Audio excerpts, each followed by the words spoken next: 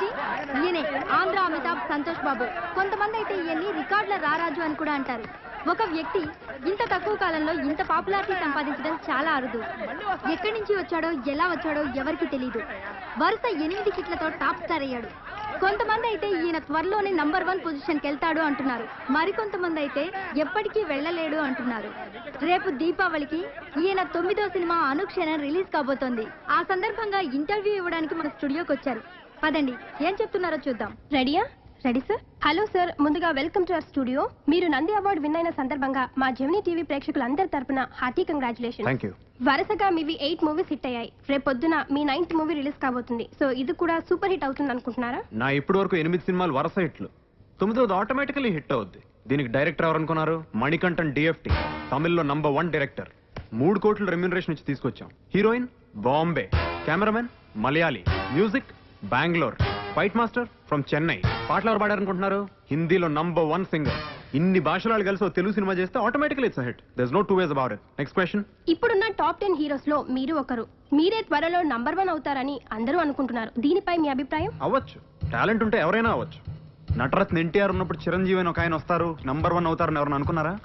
అమితాబ్ బచ్చన్ ఉన్నప్పుడు షారుఖ్ ఖాన్ నంబర్ 1 అవుతాడని ఎవరైనా అనుకున్నారా? అసలు MGR ఉన్నప్పుడు రజనీకాంత్ నంబర్ 1 అవుతాడని ఎవరు అనుకోలేదు కదా. ఇది అంతే, అవ్వచ్చు, ఎవరైనా అవ్వచ్చు. నెక్స్ట్ సార్, రెండోసారి కూడా నంది అవార్డు మీకే వస్తుందని మీరు ముందే ఊహించారా? ఇందులో ఊహించేదే ఉంది.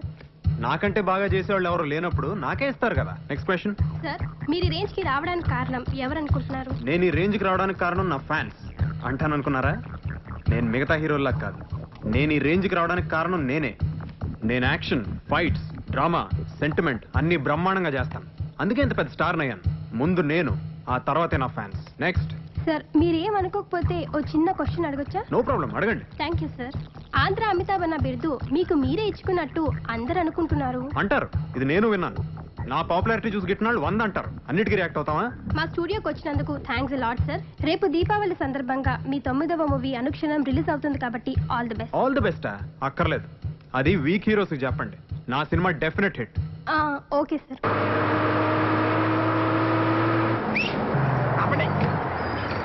రైల్వే స్టేషన్కి వెళ్ళి ప్రింట్ తేవాలరా అన్నా. ఈ రోజు మా బాస్ సినిమా రిలీజు.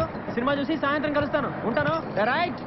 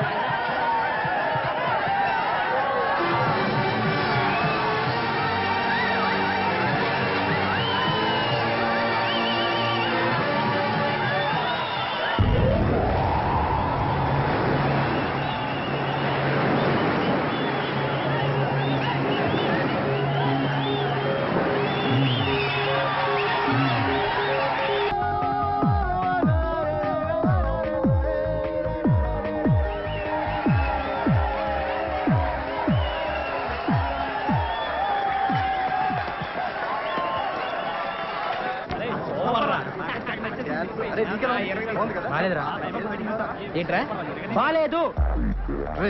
మన ఫ్యాన్స్ రా బాగాలేకపోయినా కానీ బాగుందనే చెప్పాలి. నేను అలాంటి ఫ్యాన్ కాదురా. సినిమా బాలేదంటే బాలేదంటాను, బాగుంటే బాగుందంటాను. ఏం బాలేదురా? అసలు ఏం బాలేదురా. మన బాస్ తో తీసే స్టైల్లో తీయలేదు, ఇంకెట తీయాలరా? ఇలా అయితే తీయకూడదురా.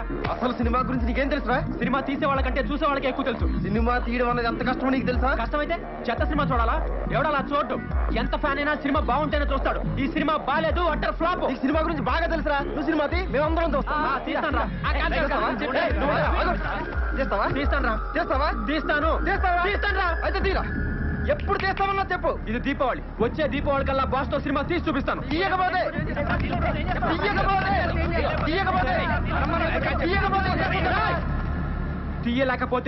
తీయలేకపోతే ఎండిని తాగి ఇదే థియేటర్లో చచ్చిపోతాను. బాస్ ఫోటో తీసుకురా.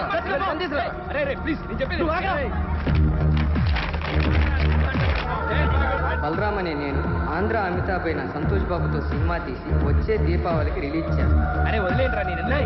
ఇంకోసారి వాడిని బతిమాలేమో బాగుండు. అలా కాని పక్షంలో ఇదే థియేటర్ ముందు ఇండ్రిని తాగి చచ్చిపోతాను. నువ్వు వెళ్ళి మేనేజర్ గారికి పిలవరా. అలాగే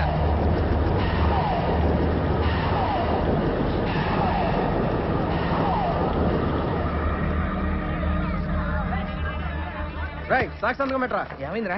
ఏం కాలేదురా. రేయ్, నువ్వు పెట్టు. అమ్మో నీ మెట్ను. పెట్టరా. చూడండి, మీరే సాక్షాత్కం పెట్టాలి.